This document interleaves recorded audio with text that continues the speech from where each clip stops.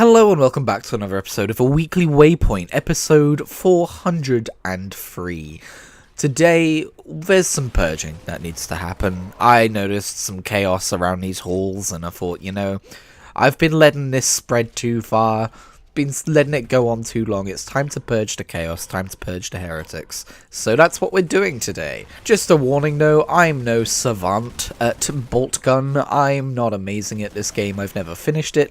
This is the horde mode that they patched in at some point, and I haven't played it in a while either. So yeah, I'm just gonna see how far I can get before I get overrun. As you may be able to hear in my voice, I'm still a little under the weather, but I am mostly recovered. It's just residuals that are left. However, it does affect my ability to commentate. So that's why we still haven't had the, end of the year games that I played this year video come out. It is available on my blog though, if you would like to read it with your eyeballs. That is an option that's available to you at kritigri.wordpress.com. But for now, it remains text only. But alright, I have not spent this week in bed feeling sorry for myself. I have played some video games. Which video games are they? Well, the main game I've been playing this week is Assassin's Creed Origins, and you might be thinking, Christian, haven't you played Assassin's Creed Origins before? Yes! This is my third playthrough of that game because I love it so much. It's my first time playing the Steam version, so I'm getting Steam achievements and all that stuff, and I'm able to run it at 60 frames a second on the highest settings, because it's quite an old game at this point. It's about 9 years old. But Assassin's Creed Origins and Odyssey are two of my favourite games in the entire series, and I love them to death. And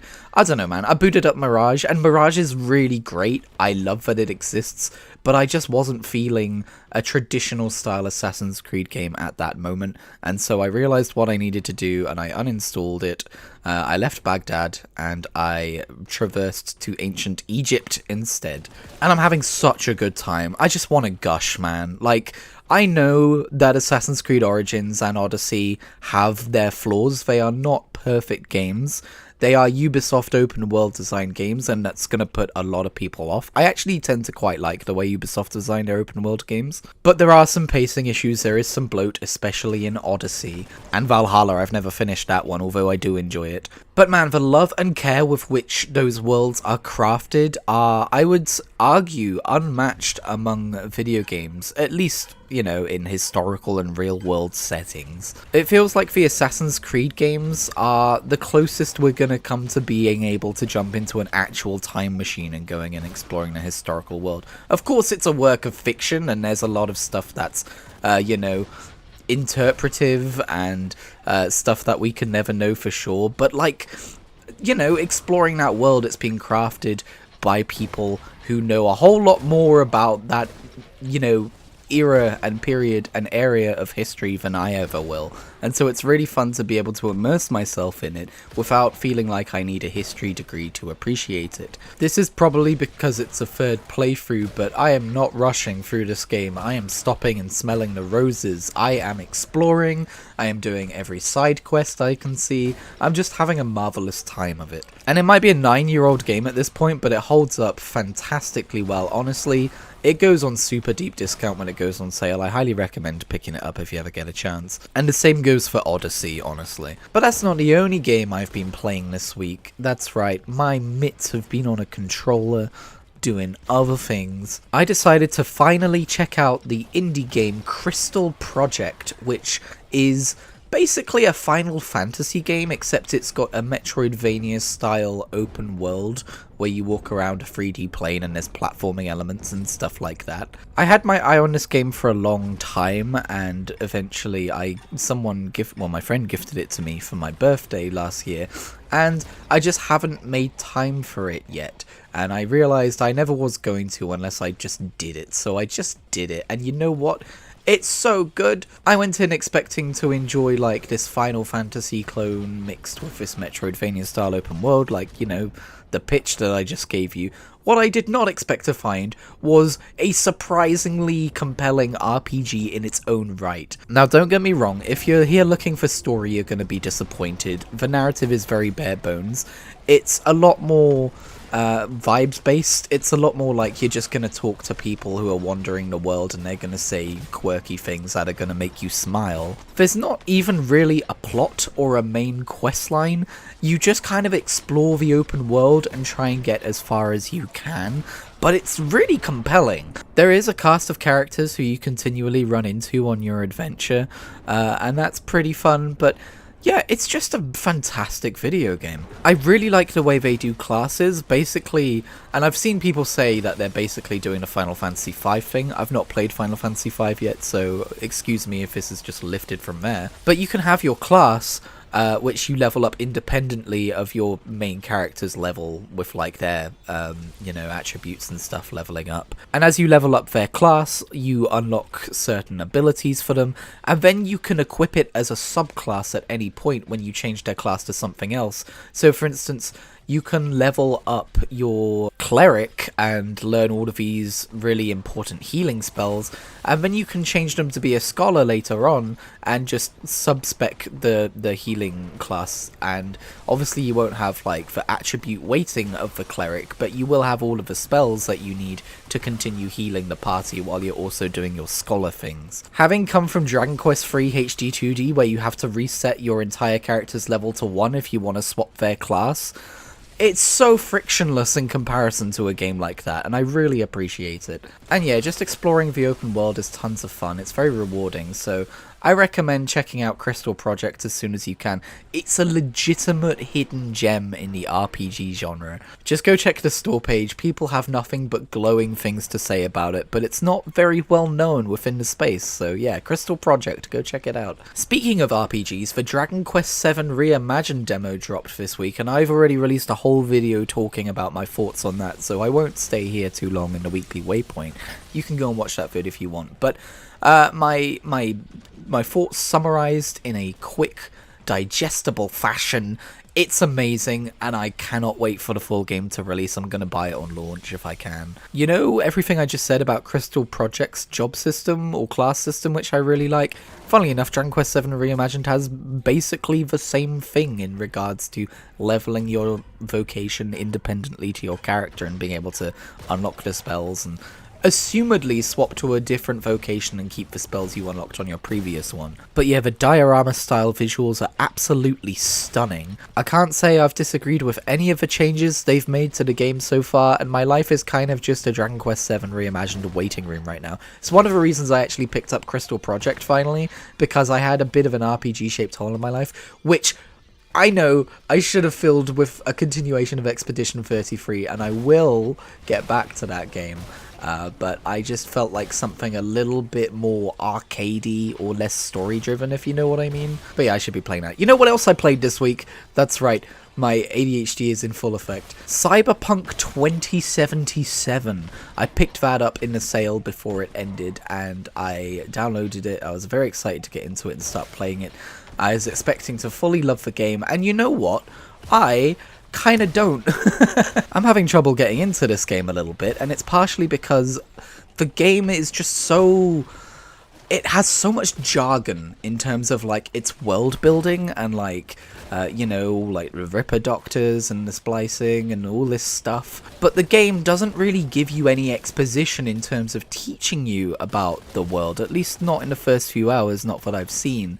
And so I find myself feeling lost. The characters keep talking about things, and I just feel left behind, like I don't understand what's going on. And that makes it really difficult for me to get into this world and the game and stuff. I haven't really come across any problems with the gameplay itself or anything like that, but in terms of getting immersed in this RPG, which is what you would want out of an RPG, I've been having difficulty because I just feel like, you know, sure, there's some value in the whole fish out of water experience. You'll catch up, you'll figure out what all of this stuff means as you go along, but it's so weighted against you learning anything and just experiencing this world through the eyes of the characters that know more about the world than you do, that I just find that there's this dissonance and I cannot get immersed in the game or the world.